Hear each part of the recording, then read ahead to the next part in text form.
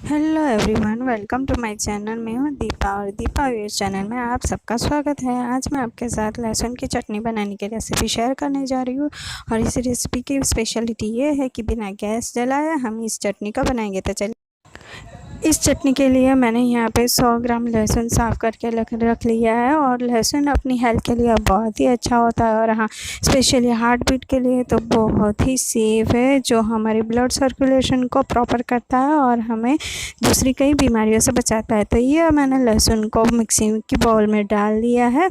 सारा हम ले लेंगे, कुछ भी रखेंगे नहीं, सारा मैंने लहसुन मिक्सी में डाल दिया है। अब उसमें हम डालेंगे 2 चम्मच ज़ीरा। ज़ीरा इसलिए चटनी में डालना है क्योंकि लहसुन और मिर्ची की जो तिखास आएगी ना, उसको ज़ीरा बैलेंस करेगा।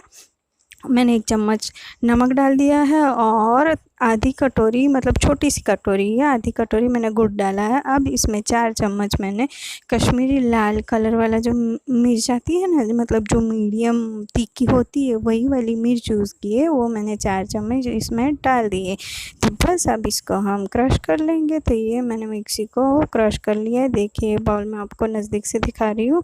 अभी हमारी जो चटनी है वो हाफ़ क्रश हुई है, इसमें थोड़ा सा पानी ऐड करेंगे और उसको वापस से हम दूसरी बार भी चला लेंगे और फाइनली चटनी हमारी क्रश होके तैयार है। देखिए, मैं आपको ये नज़दीक से दिखा रही हूँ, देखिए कितना अट्रैक्टिव लुक है ना हमारी इस चटनी का। तो ये चटनी आप पराठे के साथ, रोटी के साथ, सुबह नाश्ते में या चाय के साथ 4 बजे भी आप यूज़ कर सकते हैं। और आलू के पराठे, प्याज के पराठे, किसी भी नान पराठे वगैरह के साथ ये चटनी बहुत ही टेस्टी और यम्मी लगती है। और ये हमारी हेल्थ के लिए भी बहुत ही अच्छी और बेटर इंग्रेडिएंट्स वाली चटनी है। तो आप ज़रूर से ट्राई कीजिएगा। ऐसी ही मेरी रेसिपी को देखने के लिए प्लीज़ मेरे चैनल को लाइक कीजिए, सब्सक्राइब कीजिए, शेयर कीजिए अपने फ्रेंड्स और रिलेटिव्स के साथ। और अगर कोई आपको सजेशन हो या कोई भी आपको गाइडेंस चाहिए तो मुझे कमेंट में लिखिए। Till then bye bye.